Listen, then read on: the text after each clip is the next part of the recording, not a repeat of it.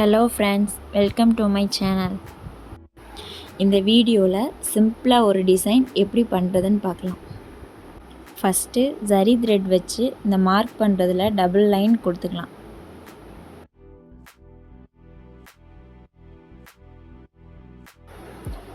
இந்த மாதிரி double line கொடுத்ததுக்கப்புறம் நான் நார்மலாக ஒரு ஸ்கேல் வச்சு 3 சென்டிமீட்டர் அளவுக்கு கேப் விட்டு மார்க் பண்ணிக்கிறேன்.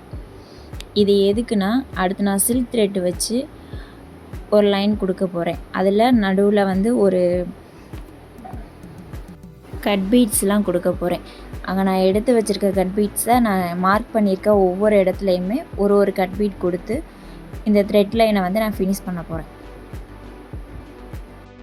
இப்போ நான் போட்டுட்ருக்க ஸ்டிச்சு பேர் ஸ்டெம் ஸ்டிச்சு. சில்க் த்ரெட்டு வச்சு ஸ்டெம் ஸ்டிச்சு போட்டுட்ருக்கேன். இப்போது அந்த டாட் வருதுல, அந்த டாட் வர்ற இடத்துல ஒரு கட் பீட் வச்சு நார்மலாக எப்பயும் போல் அந்த ஸ்டிச்சே போட்டுகிட்டே வரேன் த்ரெட்டு வச்சு சில்க் த்ரெட்டில்.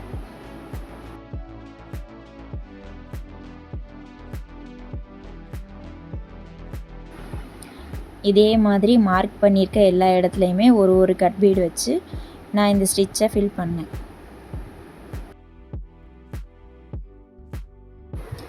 இது ஸ்டெம் ஸ்டிச்சு தான் போடணும்னு அவசியமே இல்லை.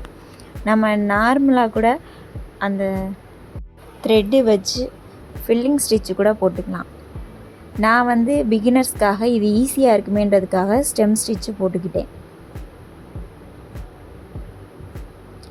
அதுவும் இல்லாமல் அந்த ப்ளவுஸ் எனக்கு அவசரமாக கேட்டிருந்தாங்க, அதனால் இந்த ஸ்டிச்சையும் நான் போட்டுக்கிட்டேன்.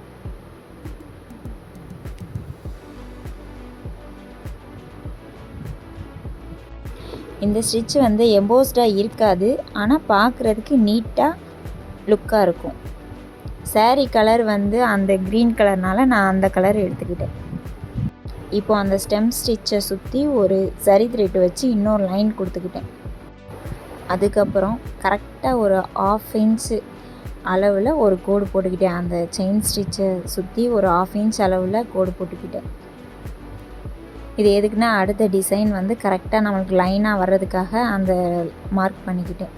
இப்போது அதில் ஒரு மார்க் பண்ணிவிட்டு அதிலேருந்து 3 இன்ச் அளவில் ஒவ்வொரு டாட்டாக வச்சுக்கிட்டேன்.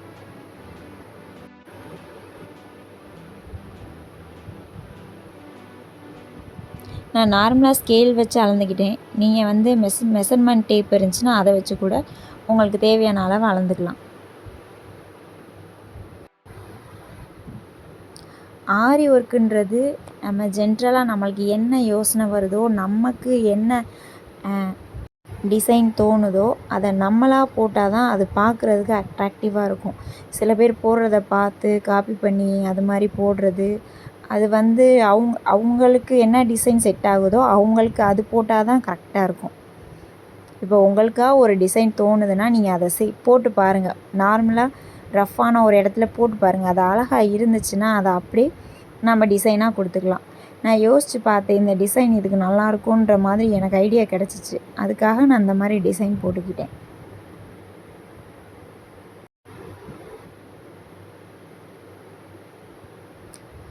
ஃபஸ்ட்டு ஒரு 3 mm பீடு வச்சு அது சென்டரில் நான் டார்க் மார்க் பண்ணியிருக்க சென்டரில் 3 mm பீடு வச்சுட்டு அதோட 4 ஷேப்லையுமே 2 கர்தானா பீடு ஒரு சீக்வன்ஸ் வச்சு நான் ஃபில் பண்ணிக்கிட்டேன்.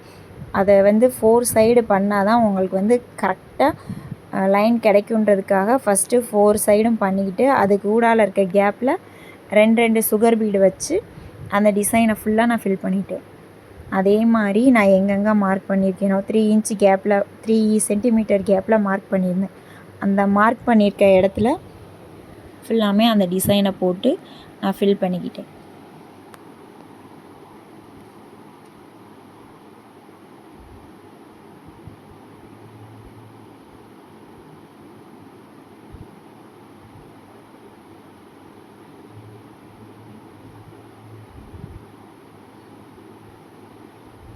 அதுக்கப்புறம் அந்த 3 முக்கோணம் மாதிரி கம் ஒட்டிட்டு அதில் ஸ்டோன்ஸ் ஃபிக்ஸ் பண்ணிட்டேன். இந்த டிசைன் ஓவரால் இது தான். நம்ம பேக் நெக்கில் ஃபுல்லாக போட்டதுக்கப்புறம் நம்ம டிசைன் இதுதான்